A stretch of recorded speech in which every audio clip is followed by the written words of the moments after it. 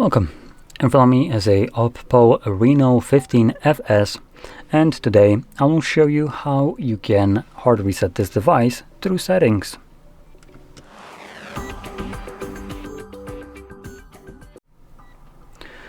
So, to get started, you will want to open up your settings application, and in here, scroll to the bottom of the list to System and Update, and we're going to select Backup and Reset. Now, before we begin with the resetting, I do want to obviously mention that this process will remove all of your data that is stored on this device. So if there's anything that you'd like to keep, make a copy of it before you go any further with the actual reset. Now, to create a backup, you can actually go a couple different ways about it. So we have the Google one, which if you have a Google signed in, you can just kind of go through this, and even so you can pick it and then sign in as well. So that's one way, which I don't recommend. I find it to be absolutely dog shit. The other ones, which are much better, would be the backup and migrate options. So migrate one uses clone phone application, and depending on what you're going to be doing, if you're resetting this device and going to continue using it, that's not really an option that you would probably want to use. So you would probably want to use the local backup. Now, if you are upgrading this device in the future, maybe, then clone phone will be a superior option. Now, this option can be realized through phone clone as an app itself. If your new device will be OPPO, OnePlus, Vivo, or Realme. One of these four has all of them use the same kind of application for this, as this is owned by a single company, single parent company. So for, I guess, just simplicity, they have the same application for all of them. The only difference is, for instance, like OnePlus One has a different color to it, as it's red and black, but it's still the same, and you can still connect these devices together.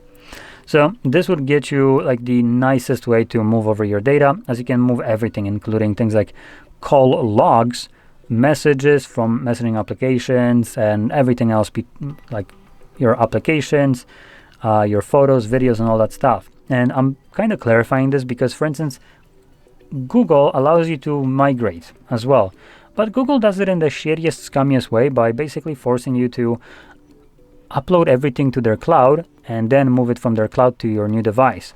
Now, if something can be uploaded to the cloud, like for instance applications, as they only accept applications that are available on Play Store, if you didn't download application from Play Store, tough shit, you can move it yourself, because Google sure shit won't be doing that for you. As long as it didn't come from Play Store, it's not coming to a new device either. So this, for instance, clone phone, doesn't care where the application is from. It's going to physically move the application, unlike Google, which just gives the new phone information that you should go and download this app from Play Store, and it's just going to do it like automatically, but it will download the application instead of moving the files from one phone to another like clone phone would. Now, for other devices, if you're planning to migrate to a newer device, but it isn't one of the four that I mentioned, so let's just say you have something like a Samsung, then I feel sorry for you, god awful device. But Samsung, for instance, has their own application for this. So most companies basically produce their own version of this application. So you need to look out what it is. For instance, for Samsung, that is going to be the Smart Switch. For instance, for Xiaomi, it's Mi Mover.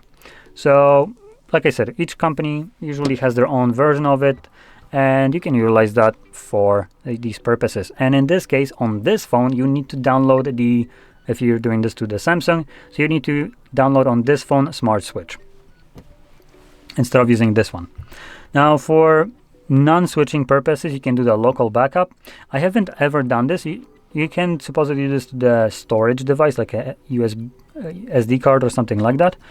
But I don't know if this isn't gonna lock you to also the one of the four companies' phones, because if it's doing this backup while still using clone phone process, then this would lock you to the device and wouldn't be restorable. If it's just doing it as a kind of like a weird backup in a way, then that's fine. Something that I recommend checking out firsthand before you reset your device and have no access to your data. But once you're done backing up your device, we can go back here and move to Reset Phone. In here, you're going to select Erase All Data, give it a moment, and the device will prompt me to with a question to permanently clear all data, and I have two options. I can either retain eSIM, which is the first option, or also remove eSIM. If you don't use an eSIM in the device, which is the digital version of a SIM card, it doesn't matter which one you select. If you do use an eSIM, I guess this will depend on what you want to do with the device. If you're resetting it just for the sake of resetting it and then continue using it, probably retain it. If you're resetting it because you got a new phone, then remove it. I'll be selecting remove. Now, it gives us another info, which it kind of goes over what I already talked about, so clear all data. All data, including your eSIM information, will be cleared permanently. This operation cannot be undone, but won't cancel any mobile service plans. Anyway, we're going to select clear, as our device should have already been backed up. Now, the device will begin resetting itself right now, and this process will take probably like a minute or so to finish up. And when it's completed, we'll be presented with Android setup screen. So I'll be back once that is visible for me.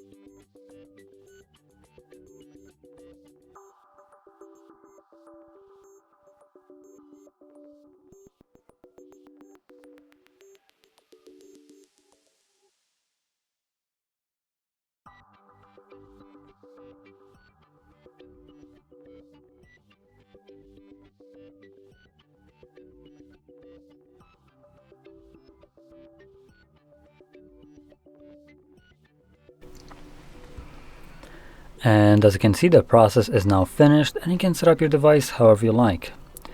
So if you found this very helpful, don't forget to hit like, subscribe, and thanks for watching.